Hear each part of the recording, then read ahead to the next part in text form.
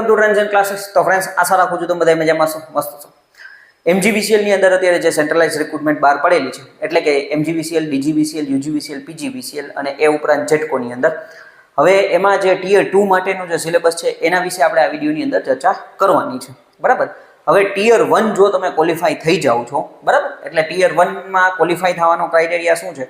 જો તમે ઓપન કેટેગરીની અંદર આવો છો તો તમારે 50 અથવા 50 થી વધારે માર્ક્સ લેવાના થશે। 100 માર્કનું તમારું ટિયર 1 નું પેપર રહેવાનું છે। એમાંથી જો તમને 50 માર્ક્સ આવી ગયા, 50 અથવા 50 થી વધારે 51 માર્કે આવી ગયા, તો પછી ગમે એટલા માર્ક્સ હોય તો તમે ટિયર 2 માટે એલિજિબલ છો, ક્વોલિફાય છો, બરાબર। અને જો તમે OBC, SC, ST અને EWS કેટેગરીની અંદર આવો છો તો તમારા 45 માર્ક્સ લેવાના થશે। 45 અથવા 45 થી વધારે માર્ક્સ હશે તો તમે ટિયર 2 માટે એલિજિબલ છો, બરાબર। એટલે આ ટિયર 1 નો ક્રાઇટેરિયા છે। ટિયર 1 ની સાથે સાથે જ અત્યારે તમારે ટિયર 2 ની પ્રિપેરેશન ચાલુ કરી દેવાની છે, કારણ કે ટિયર 1 પછી જેવું રિઝલ્ટ આવશે એટલે ટૂંક સમયમાં જ તમારી એક્ઝામ હશે, ત્યારે તમને વધારે સમય મળશે નહીં, એ તમારે ખાસ ધ્યાન દેવાનું છે। એટલે જ અત્યારે વિડીયો બનાવું છું, સિલેબસ વ્યવસ્થિત રીતે તમે સમજી લ્યો, બરાબર, કેટલું તૈયાર કરવાનું છે, કઈ રીતના તૈયાર કરવાનું છે। ડેઈલી તમારે ભાઈ 2-3 કલાક છે એ તમારે ટિયર 1 ને આપવાની છે, એ ઉપરાંત 2-3 કલાક તમારે ટિયર 2 ને આપવાની છે, બરાબર। પ્રોપર સિલેબસ જોઈ અને એ પ્રમાણે તમે તૈયારી કરશો તો તમારે આગળ વાંધો નહીં આવે।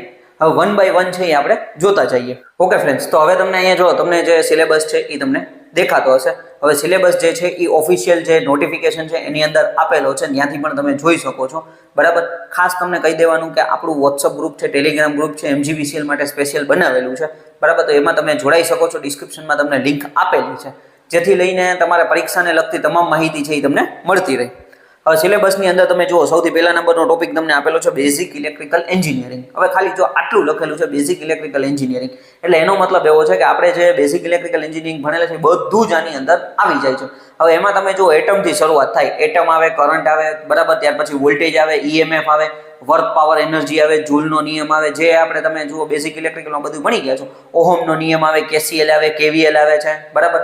ત્યાર પછી તમે જુઓ તો કે ભાઈ ફેરેડેનો નિયમ આવી જાય છે, પછી Fleming's right hand rule, Fleming's left hand rule છે। AC સર્કિટની અંદર તમે જાઓ છો તો series RL circuit, RC circuit, pure resistive, pure capacitive, pure inductive circuit, series resonance, parallel resonance, three phase સર્કિટનું પાવર મેઝરમેન્ટ, બરાબર। આ બધુંય જે છે સ્ટાર ડેલ્ટા કનેક્શન એ બધુંય બેઝિક ઇલેક્ટ્રિકલ એન્જિનિયરિંગની અંદર આવી જાય છે। અને સૌથી વધારે માર્ક્સમાં જો પૂછાતો કોઈ સબ્જેક્ટ હોય ને તો એ બેઝિક ઇલેક્ટ્રિકલ એન્જિનિયરિંગ છે। એટલે આ બધું જે છે એ તમારે તૈયાર કરવાનું થશે, બરાબર। બેઝિક ઇલેક્ટ્રિકલ એન્જિનિયરિંગ ખાલી એટલું એક ટોપિક લખેલો છે, પણ એ આખો સબ્જેક્ટ તમને આપી દીધેલો છે, બરાબર। એટલે ACC DCC તમે ભણેલા હોય, ડિપ્લોમા કરેલા વિદ્યાર્થી મિત્રોને આઈડિયા હશે તો એ આખું ACC ને DCC તૈયાર કરવાનું થાય। અને જે લોકોએ BE કરેલું હોય તો એમને બેઝિક ઇલેક્ટ્રિકલ એન્જિનિયરિંગ સબ્જેક્ટ જ આખો આવતો, તો એ બધું તમારે કવર કરવાનું થાય। હવે એના પછી બીજા નંબરનો ટોપિક તમે જુઓ, પાવર સિસ્ટમ પ્લાનિંગ, ડિઝાઇન અને એન્જિનિયરિંગ।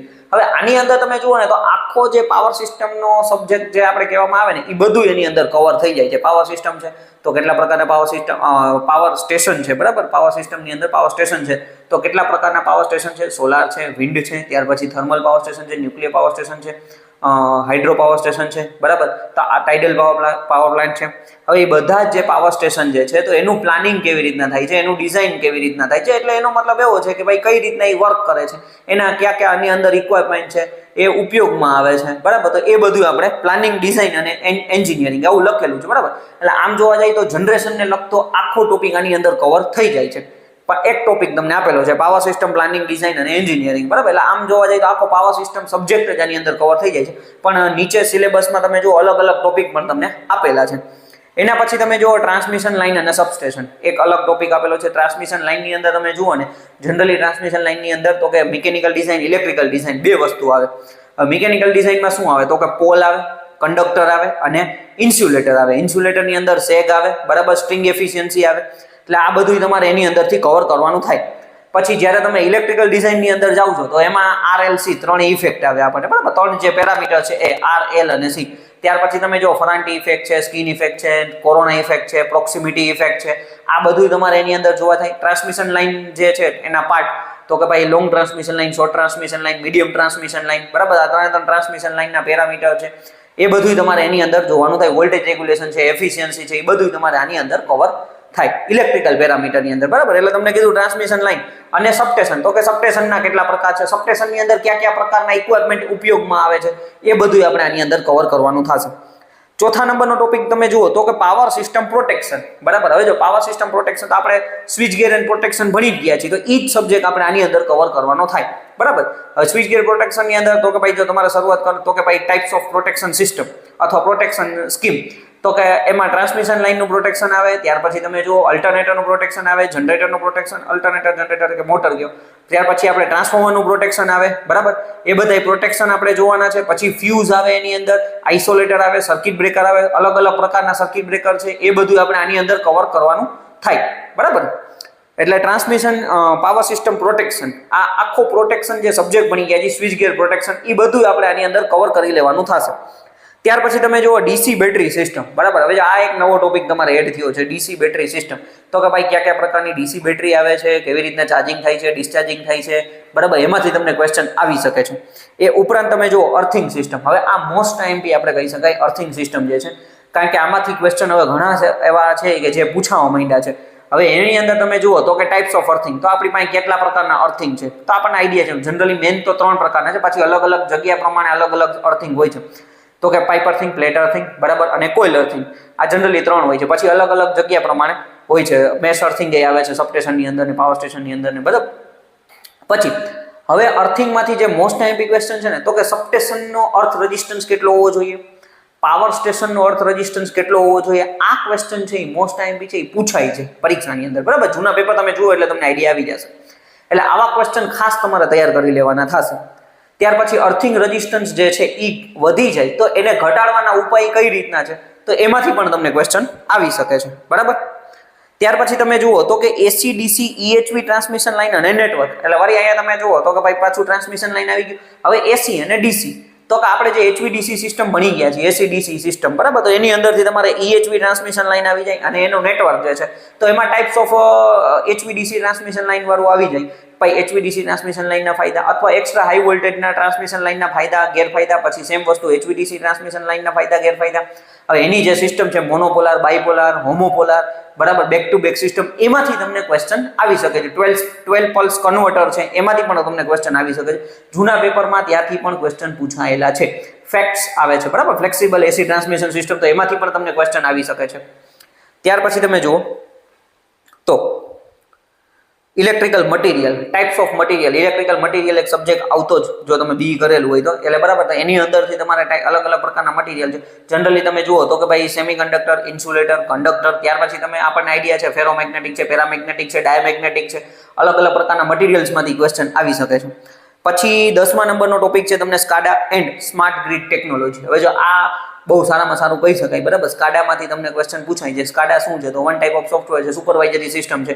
સ્માર્ટ ગ્રીડ ટેકનોલોજી છે, તો આપણે જે પાવર સ્ટેશન અથવા પાવર સબસ્ટેશનની અંદર આપણે કઈ રીતના ઉપયોગ કરીએ છીએ સ્કાડાનો એનો, એ તમારે અહીંયા ભણવાનું થશે. એમાંથી પણ તમને ક્વેશ્ચન આવી શકે છે. PLC સ્કાડા જનરલી આપણે જેને કહીએ ને, એ બધું આપણે તમારે કવર કરી લેવાનું થાય, બરાબર. ત્યાર પછી તમે જુઓ તો 11 નંબરનો ટોપિક, 11મા નંબરની અંદર તમને આવે છે capacitor and reactor, STATCOM, SVC, reactive power management. હવે આ એકચ્યુઅલી પાવર ફેક્ટર વાળો ટોપિક છે, બરાબર. હવે પાવર ફેક્ટર વાળો ટોપિક એટલે પાવર ફેક્ટર શું છે એ તમને ખબર હોવી જોઈએ. પાવર ફેક્ટર ઓછું થવાના ગેરફાયદા, પાવર ફેક્ટર કેવી રીતના ઓછું થાય છે એ આપણે જોવાનું છે.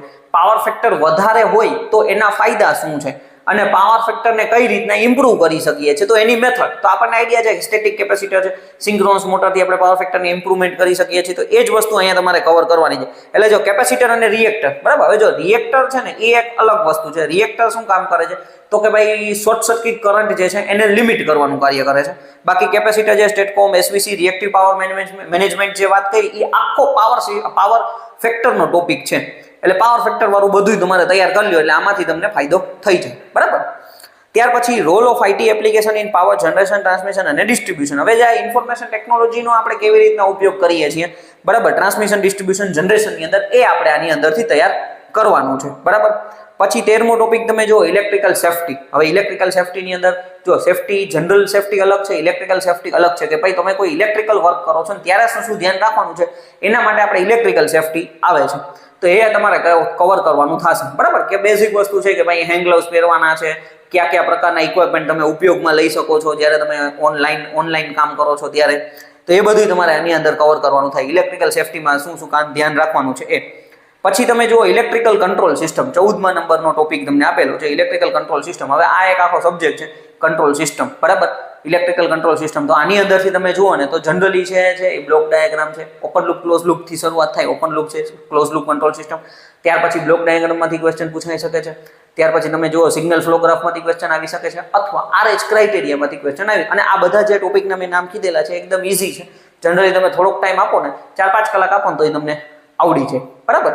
બાકી વધારે અઘરું પૂછવું હોય તો પોલાર પ્લોટ છે, નાઇકીસ પ્લોટ છે ને એમાંથી અલગ અલગ જગ્યાએથી તમને પૂછી શકે છે, બરાબર.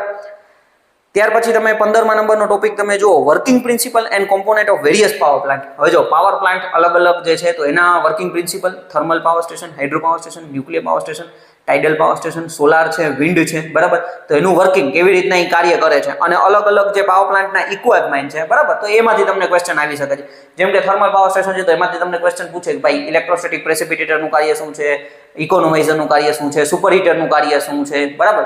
તો આવા બધા ક્વેશ્ચન તમને એની અંદરથી પૂછી શકે છે. ન્યુક્લિયર પાવર સ્ટેશન છે તો એમાંથી અલગ અલગ કયા પ્રકારનું આપણે એની અંદર ફ્યુલ યુઝ કરીએ છીએ, હીટ એક્સચેન્જરનું કાર્ય શું છે, આવા ક્વેશ્ચન જૂના પેપર તમે જોશો તો એમાં પૂછાયેલા છે, બરાબર. એટલે એના આધારે હું તમને કહું છું.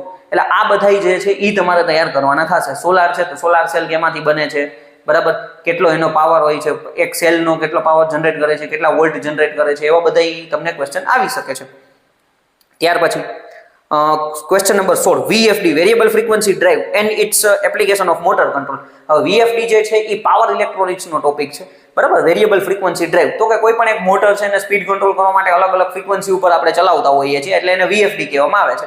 અને એનાથી કઈ રીતના આપણે મોટરનો કંટ્રોલ કરીએ છીએ એ તમારે તૈયાર કરવાનું થશે, બરાબર.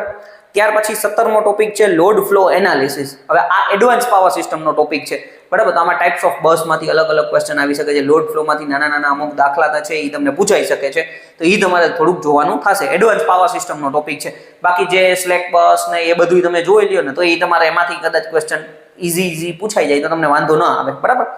પછી છે EHV, HV અને LV સર્કિટ બ્રેકર. જો સ્વિચ ગેર પ્રોટેક્શન આગળ આપણે જોયેલું હતું એમાં મેં તમને કીધું હતું સર્કિટ બ્રેકર. અત્યારે એ લોકોએ પાછું તમને અહીંયા આપેલું છે EHV એટલે extra high voltage, high voltage અને LV low voltage circuit breaker આપણે ભણવાના છે, બરાબર. તો કયા કયા પ્રકારના સર્કિટ બ્રેકર આપણે ઉપયોગમાં લઈએ છીએ એ બધું આપણે તૈયાર કરવાનું થશે. આપણને આઈડિયા છે જનરલી તમે જુઓ તો કે ભાઈ ઓઇલ સર્કિટ બ્રેકર આવે છે, પછી વેક્યુમ સર્કિટ બ્રેકર આવે છે, એર બ્લાસ્ટ સર્કિટ બ્રેકર આવે છે, SF6 સર્કિટ બ્રેકર આવે છે, બરાબર. એટલે એ બધું તમારે આની અંદર તૈયાર કરવાનું થશે. AC/DC motor and its application 19મો ટોપિક તમને આપેલો છે, બરાબર. હવે AC/DC મોટર અને એની એપ્લિકેશન, બરાબર. ત્યાર પછી સિંક્રોનસ જનરેટર એટલે આ આખો મશીન વાળો પાર્ટ્સ થઈ જાય છે, બરાબર. મશીનની અંદર તમે જુઓ તો કે ભાઈ ટ્રાન્સફોર્મર આવી જાય છે, ત્યાર પછી AC/DC મોટર આવી જાય છે, એટલે એમાં induction motor, single phase, 3 phase, DC generator, DC motor, બરાબર. ત્યાર પછી સ્પેશિયલ મોટર્સ એ કવર કરી લેવાની, બરાબર. એમાંથી પણ ક્વેશ્ચન તમને આવી શકે છે. સિંક્રોનસ જનરેટર છે, સિંક્રોનસ મોટર જે છે એ બધું તમારે કવર કરી લેવાનું થશે. એના કન્સ્ટ્રક્શન છે, વર્કિંગ પ્રિન્સિપલ છે, એનું જે મેક્સિમમ એફિશિયન્સી કન્ડિશન છે એવું બધું તમારે એમાંથી તૈયાર કરી લેવાનું, બરાબર. ત્યાર પછી તમે જોશો તો ટોપિક નંબર 21 વળી પાછું આવશે switch gear and protection EHV, HV, LV network GIS hybrid, બરાબર. હવે સ્વિચ ગેર એન્ડ પ્રોટેક્શન આવ્યું, બરાબર. હવે HV, EHV, LV, બરાબર. આમાં GIS અને હાઇબ્રિડ મેઇન વસ્તુ GIS અને હાઇબ્રિડ સબસ્ટેશન છે, ગેસ ઇન્સ્યુલેટેડ સબસ્ટેશન અને હાઇબ્રિડ સબસ્ટેશન. એટલે એમાં શું હોય છે તો આપણે જે ગેસ ઇન્સ્યુલેટેડ વાળું રહ્યું GIS એટલે એનો મતલબ SF6 અને વેક્યુમ બે ભેગા હોય છે એટલે એને હાઇબ્રિડ સબસ્ટેશન કહેવામાં આવે છે, બરાબર. તો એનું આપણે સ્વિચ ગેર પ્રોટેક્શન કેવી રીતના થાય છે એ આપણે જોવાનું થશે. ત્યાર પછી તમે જો 22મો ટોપિક છે ડિસ્ટ્રીબ્યુશન HT-LT લાઇન પેરામીટર. હવે ડિસ્ટ્રીબ્યુશન જે છે, બરાબર. તો HT-LT લાઇન પેરામીટર તો ડિસ્ટ્રીબ્યુશનની અંદર તમે જુઓ સૌથી શરૂઆત થાય તો કે ફીડર, ડિસ્ટ્રીબ્યુટર, સર્વિસમેન, બરાબર. 3 phase 4 wire system, 3 phase 3 wire system. ફીડરમાંથી ક્વેશ્ચન આવી શકે, ડિસ્ટ્રીબ્યુટરમાંથી, સર્વિસમેનમાંથી આવી શકે. ટાઈપ્સ ઓફ ડિસ્ટ્રીબ્યુશન સિસ્ટમ તો આપણે બધાને આઈડિયા છે, રિંગમેન સિસ્ટમ, પેરેલલ ફીડર, બરાબર, લૂપ ફીડર છે, ઇન્ટરકનેક્ટેડ સિસ્ટમ છે. તો એ બધું છે એ તમારે કવર કરવાનું થાય, બરાબર. ત્યાર પછી તમે જુઓ 23મો ક્વેશ્ચન તમને આપેલો છે non conventional energy sources like wind, solar અને biomass. Non conventional energy source એટલે સોલાર, વિન્ડ અને બાયોમાસ. જો કે આની પહેલા પાવર પ્લાન્ટમાં મેં તમને કહી દીધું, બરાબર, કે ભાઈ આ બધા પાવર પ્લાન્ટ આપણે તૈયાર કરવાના થાય. ત્યાર પછી એનર્જી સ્ટોરેજ ટેકનિક તો કે કઈ રીતના આપણે એનર્જીને સ્ટોર કરી શકીએ, જે ટેકનિકમાંથી તમને ક્વેશ્ચન આવી શકે છે. રિન્યુએબલ એનર્જી ઇન્ટિગ્રેશન, બરાબર. એટલે એ આમ જોવા જાય નોન કન્વેન્શનલ વાળું છે. પછી મેઝરમેન્ટ ઓફ ઇલેક્ટ્રિકલ પાવર. હવે આની અંદર તમે જુઓ તો 2 વોટમીટર મેથડ વાળી જે ટોપિક છે ને એમાંથી તમને ક્વેશ્ચન આવી શકે છે કે 2 વોટમીટર છે, 1 વોટમીટરનો પાવર ફેક્ટર આટલો છે, બીજા વોટ અથવા 2 વોટમીટરનું રીડિંગ તમને આવું બતાડે છે તો પાવર ફેક્ટર કેટલો હશે, એવા ક્વેશ્ચન તમને આવી શકે છે. એના મોસ્ટ આઈએમપી છે. ખાલી 4 કે 5 સિક્વન્સ તમારે યાદ રાખવાની છે. બની શકે 1 થી 2 માર્ક તમને અપાવી શકે છે. બરાબર. 2 વોટમીટર મેથડ વાળી આ બેઝિક ઇલેક્ટ્રિકલનો ટોપિક એ કહેવાય અને મેઝરમેન્ટનો ટોપિક કહેવાય. બેયની અંદર આવે છે. ત્યાર પછી તમે જુઓ તો કે ભાઈ પાછું ડિસ્ટ્રીબ્યુશન નેટવર્ક આવી ગયું. પછી ફોલ્ટ એનાલિસિસ, પ્રોટેક્શન સ્કીમ અને કોઓર્ડિનેશન ઇન ડિસ્ટ્રીબ્યુશન સિસ્ટમ.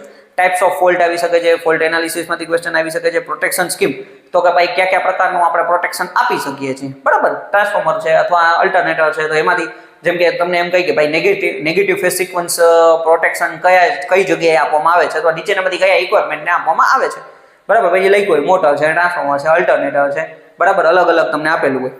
ત્યાર પછી તમે જુઓ પાવર ટ્રાન્સફોર્મર. બરાબર. એટલે ટ્રાન્સફોર્મરનો આખો ટોપિક સિંગલ ફેઝ, 3 ફેઝ વાળો આપણે કવર કરી લેવાનો છે. બરાબર. ડિસ્ટ્રીબ્યુશન ટ્રાન્સફોર્મર એ પણ તમને આપી દીધેલું છે. Single phase, 3 phase transformer, power transformer કયો કે ડિસ્ટ્રીબ્યુશન ટ્રાન્સફોર્મર કયો, બે આખું ટ્રાન્સફોર્મર કવર કરી લ્યો એટલે તમારે વાંધો ના આવે. બરાબર. હવે એમાં construction, working, condition for maximum efficiency, copper loss વાળા ક્વેશ્ચન મોસ્ટ આઈએમપી છે. બરાબર. તમને ક્વેશ્ચન એવો આપ્યો લે ભાઈ full load copper loss 1600 watt છે તો હાફ લોડ ઉપર કેટલો? આ મોસ્ટ આઈએમપી ક્વેશ્ચન છે. હવે આમાં 1600 ની જગ્યાએ કોઈ પણ વેલ્યુ બદલાઈ જાય, બાકી question same as it is રહી શકે છે. બરાબર. તો અહીં આપણે આવી શકે છે. ત્યાર પછી present scenario in power sector in India. તો કે અત્યારે ભાઈ પાવર કેટલું જનરેશન છે, કેટલો લોડ છે, એ બધા ક્વેશ્ચન તમને આવી શકે છે. ઓપ્ટિકલ ફાઇબર અને પીએલસીસી. બરાબર. ઓપ્ટિકલ ફાઇબર કેબલમાંથી તમને ક્વેશ્ચન પૂછાઈ શકે છે. એની જે રચના છે, કઈ રીતના એ વર્ક કરે છે, એનો સિદ્ધાંત છે. એમાંથી પીએલસીસી મોસ્ટ આઈએમપી કહી શકાય, પાવર લાઇન કેરિયર કોમ્યુનિકેશન. બરાબર. આપણે જે ટ્રાન્સમિશન લાઇન છે એમાંથી જ આપણે સિગ્નલ છે એ મોકલીએ છીએ. તો રિલેના અલગ અલગ તમે જુઓ તો એ કોમ્યુનિકેશન નેટવર્કની એમાં તો એ આ પીએલસીસી થ્રુ થાય છે. તો એમાંથી તમને ક્વેશ્ચન આવી શકે છે. અને લોડ અને ગ્રીડ મેનેજમેન્ટ. બરાબર. કઈ રીતના આપણે લોડ મેનેજમેન્ટ કરીએ છીએ, ગ્રીડનું કઈ રીતના મેનેજમેન્ટ કરીએ છીએ એ તમારે જોવાનું થશે. એટલે ટોટલ તમે જુઓ આ 33 ટોપિક બને છે. એકાદો કદાચ કોઈ ટોપિક રહી ગયો હોય તો ઇલેક્ટ્રિકલ મશીન વાળું કદાચ મારે 5મા નંબરનો ટોપિક બોલવામાં રહી ગયો હશે. બાકી ઓલમોસ્ટ બધા કવર થઈ ગયા છે. બરાબર. હવે તમે એક વસ્તુ સમજો કે આ જે સિલેબસ છે એની અંદર તમે ખાસ ધ્યાન આપો કે આપણે સબ્જેક્ટ વાઇઝ તમે જોવા જાઓ તો સૌથી પહેલા બેઝિક ઇલેક્ટ્રિકલ એન્જિનિયરિંગ તૈયાર કરવાનું થશે. હવે બેઝિક ઇલેક્ટ્રિકલ એન્જિનિયરિંગ છે એટલે મેં તમને કીધું એ પ્રમાણે કરંટ, વોલ્ટેજ, કેસીએલ, કેવીએલ. બરાબર. ત્યાર પછી તમે ઓહમનો નિયમ છે, ફેરેડેનો નિયમ છે. બરાબર. Fleming's right hand rule, left hand rule, એમાંથી તમને ક્વેશ્ચન આવી શકે છે. ઇલેક્ટ્રિક સર્કિટ, મેગ્નેટિક સર્કિટ છે. પછી એસીની અંદર તમે જાઓ છો તો આપણે બેઝિક તમે જુઓ તો કે ભાઈ ફ્રીક્વન્સી છે, ટાઈમ પીરિયડ છે, એની વ્યાખ્યાઓ આવે છે, ઇન્સ્ટન્ટેનિયસ વેલ્યુ ને આરએમએસ વેલ્યુ ને એવરેજ વેલ્યુ. બરાબર. ત્યાર ફોર્મ ફેક્ટર છે, પીક ફેક્ટર છે. પછી સિરીઝ સર્કિટની અંદર series resistive, pure capacitive, pure inductive, series RLC circuit, series resonance, પેરેલલની અંદર પેરેલલ રેઝોનન્સ, બેની કમ્પેરિઝનમાંથી ક્વેશ્ચન આવી શકે છે. પેરેલલ રેઝોનન્સમાં તમે જુઓ તો એડમિટન્સ છે, કન્ડક્ટન્સ છે, સસેપ્ટન્સ છે, એ શું છે ત્યાંથી ક્વેશ્ચન આવી શકે છે. 3 ફેઝ સર્કિટ છે તો એની અંદર સ્ટાર ને ડેલ્ટા જે કરંટ અને વોલ્ટેજના સંબંધો હોય છે એમાંથી ક્વેશ્ચન આવી શકે છે. એટલે આ બેઝિક ઇલેક્ટ્રિકલ આખો સબ્જેક્ટ તમારે તૈયાર કરવાનો થાય. બીજા નંબરની અંદર ઇલેક્ટ્રિકલ મશીન. હવે ઇલેક્ટ્રિકલ મશીનની અંદર તમે જુઓ તો ટ્રાન્સફોર્મરથી શરૂઆત કરીએ. સિંગલ ફેઝ, 3 ફેઝ ટ્રાન્સફોર્મર, એનું કન્સ્ટ્રક્શન, એનું વર્કિંગ. બરાબર. ત્યાર પછી તમે જુઓ એનું આપણે મેક્સિમમ એફિશિયન્સીની કન્ડિશન છે, એના લોસીસ છે, લોસીસમાંથી ખાસ ક્વેશ્ચન પૂછાય છે, એનું ટેસ્ટિંગ છે, ઓપન સર્કિટ, શોર્ટ સર્કિટ. બરાબર. Direct loading test, Sumpner test, back to back test જેને કહેવામાં છે એ બધામાંથી તમને ક્વેશ્ચન આવી શકે છે. એટલે આ બધું તમારે તૈયાર કરવાનું થશે. ઓટો ટ્રાન્સફોર્મર આવી જાય છે. બરાબર. 3 ફેઝ ટ્રાન્સફોર્મરના કનેક્શનમાંથી ક્વેશ્ચન પૂછાઈ શકે છે.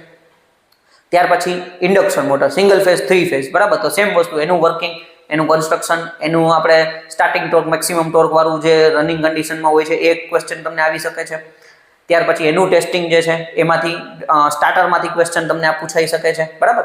તો એ બધું તમારે તૈયાર કરવાનું થાય. DC generator, DC motor. બરાબર. તો ડીસી જનરેટરની અંદર કન્સ્ટ્રક્શન, વર્કિંગ ને એ બધું તમારે કમ્પ્લીટ કરવાનું થશે. એનું ઈએમએફ ઇક્વેશન છે એ તમારે તૈયાર કરવાનું થાય. એમાંથી તમને નાના દાખલા તમને આવી શકે છે. બરાબર. ડીસી જનરેટરની maximum condition for maximum efficiency. બરાબર. હવે ડીસી મોટર છે તો ડીસી મોટરની અંદર કન્સ્ટ્રક્શનને આમ જોવા જાવ તો એ તમારે ડીસી જનરેટર જેવું જ છે. ટાઈપ્સ ઓફ જે ડીસી મોટર કહો કે ટાઈપ્સ ઓફ ડીસી જનરેટર બે સેમ જ છે. પણ એની અંદર મોટરની અંદર સ્પીડ કંટ્રોલ આવી જાય છે. એ તમારે ખાસ પછી મોટરની ફરવાની દિશા એમાંથી ક્વેશ્ચન આવી જાય છે. મોટરના ટેસ્ટ અલગ હોય છે એ તમારે જોવાના થાય. બરાબર. સિંક્રોનસ જનરેટર, સિંક્રોનસ મોટર, બરાબર. તો હવે સિંક્રોનસ જનરેટરની વાત કરીએ તો અલ્ટરનેટરનો સિદ્ધાંત છે, એના અલગ અલગ પ્રકારના અલ્ટરનેટરના પ્રકાર છે, અલ્ટરનેટરનું કુલિંગ કેવી રીતના થાય છે, પછી એમાંથી તમે જુઓ તો બરાબર, તો એ બધા કુલિંગ જે છે, પછી મોટરની અંદર જ હન્ટિંગ ઇફેક્ટ આવી જાય છે સિંક્રોનસ મોટરની અંદર, એનો સિદ્ધાંત છે, કઈ રીતના વર્ક કરે છે, બરાબર, એ બધું તમારે તૈયાર કરવાનું થાય. ઓકે. પછી સ્પેશિયલ મશીને જોઈ લેવાનું, યુનિવર્સલ મોટર છે, રિપલ્ઝન મોટર છે, એમાંથી ક્વેશ્ચન તમને પૂછાઈ શકે છે. બરાબર.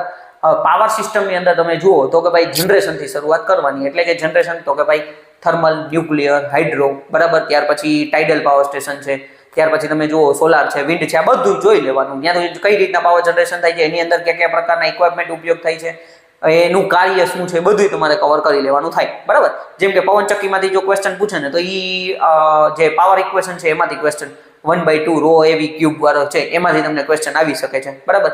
તો એ બધા છે એ તમારે તૈયાર કરી લેવાનું થશે. ઓકે. ત્યાર પછી તમે જો એટલે જનરેશન કર્યું, પછી ટ્રાન્સમિશનની અંદર મેં તમને કીધું એ પ્રમાણે તો કે ભાઈ ઇલેક્ટ્રિકલ મિકેનિકલ ડિઝાઇન, પછી જે ઇફેક્ટ છે, ફરન્ટ ઇફેક્ટ, કોરોના ઇફેક્ટ, બરાબર, પ્રોક્સિમિટી ઇફેક્ટ, સ્કિન ઇફેક્ટ છે, આ બધામાંથી ગમે ત્યાંથી ક્વેશ્ચન આવી શકે છે. કઈ રીતના થાય છે, કેમ ઓછું કરી શકાય છે, એ બધું તમારે ખાસ જોઈ લેવાનું થશે. સેગ છે, સ્ટ્રિંગ એફિશિયન્સી છે, સ્ટ્રિંગ એફિશિયન્સીના નાના દાખલા છે એ પૂછાઈ શકે છે. બરાબર.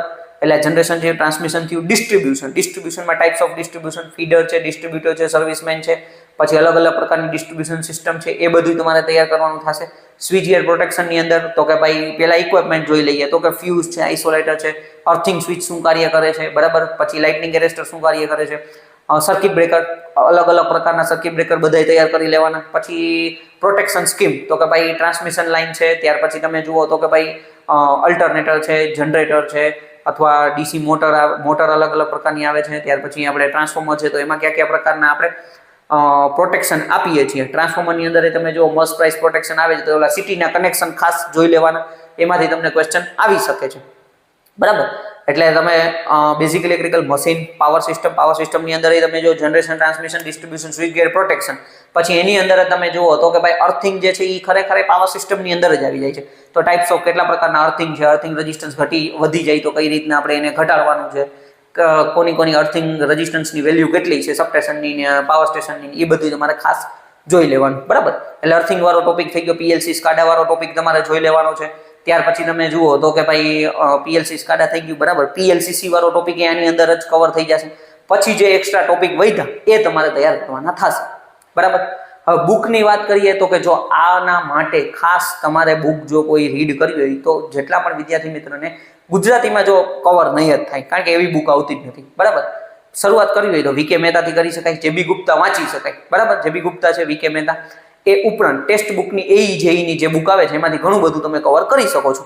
અને મેઇન વસ્તુ જે જૂના પેપર છે એ કવર કરો. એક પેપર આપણે ગઈ વખતે 100 માર્કનું જે લેવાયેલું છે એ ઉપરાંત બીજા પેપર એ ખાસ જોઈ લેવાય. એવું નહીં કે ભાઈ જે 60 માર્ક વાળી પદ્ધતિ હતી એ પેપર હવે જોવાની જરૂર નથી, એ આપણે વાંચી લેવા, એક વખત જોઈ લેવા, એટલે આપણને પ્રોબ્લેમ ના આવે કે એ સમયે ભાઈ કેવા પેપર પૂછાતા હતા એ આઈડિયા આવી જાય. જેટકોના છે, પીજીવીસીએલ, જેમજી, યુજીડીજીના જે બધા જૂના પેપર હતા એ આપણે જોઈ લેવાય. બરાબર. બધા જ પેપરની લિંક ડિસ્ક્રિપ્શનમાં આપેલી છે, ડ્રાઈવ છે એની અંદર આપેલી છે, એમાંથી તમે જોઈ શકો છો. બરાબર.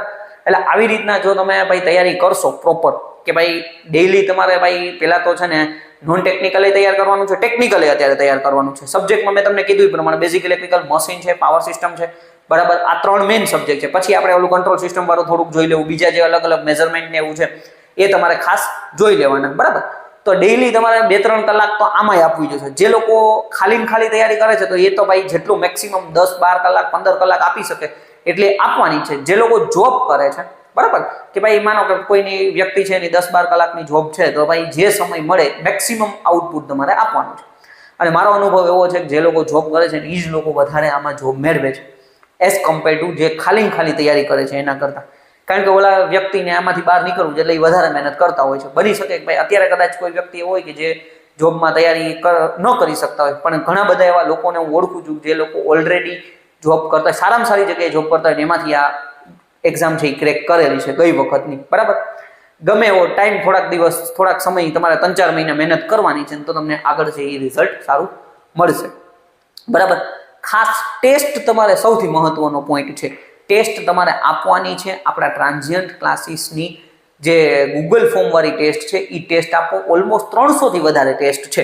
એ ઉપરાંત આપણી જે એપ્લિકેશન છે એમાં હું નવી ટેસ્ટ શરૂ કરવાનો છું, એ પણ તમે ટેસ્ટ આપવાનું શરૂ કરજો. હવે ટેસ્ટ ઘણા બધા વિદ્યાર્થી એમ વિચારે કે હું જ્યારે વાંચી લઉં ને પછી ટેસ્ટ આપીશ, એવું ન કરો. અત્યારે તમે 20 માર્કની એક ટેસ્ટ છે, 20 માર્કની ટેસ્ટ આપો. તમે રિઝલ્ટ શું આવે છે એ ન વિચારો, ખાલી 20માંથી 10 માર્ક આવ્યા, કાંઈ વાંધો નહીં, આપણને એટલી ખબર પડી 10 માર્કનું આવે છે, 10 માર્કનું નથી આવડતું. જે નથી આવડતું, ક્વેશ્ચન ખોટો પડ્યો છે, સ્ક્રીનશોટ પાડી લ્યો અથવા ક્યાંક સાઈડમાં નોટ કરી લ્યો અને એમાં શું કરો તો ભાઈ કયો ટોપિક જેમાંથી પૂછાયેલું છે મને શું શું નથી આવડ્યું એ ચેક કરો. એટલે એનાલિસિસ કરતા જશો ને એટલે ઇમ્પ્રુવમેન્ટ આવી જશે. બરાબર. કોઈ વિદ્યાર્થીને 20માંથી 15 માર્ક આવ્યા તો જે 5 ખોટા પડ્યા છે એનું એનાલિસિસ કરો એટલે તમને ઇમ્પ્રુવમેન્ટ આવશે. મેક્સિમમ જેટલી ટેસ્ટ આપશો ને એટલો તમને બેનિફિટ થશે.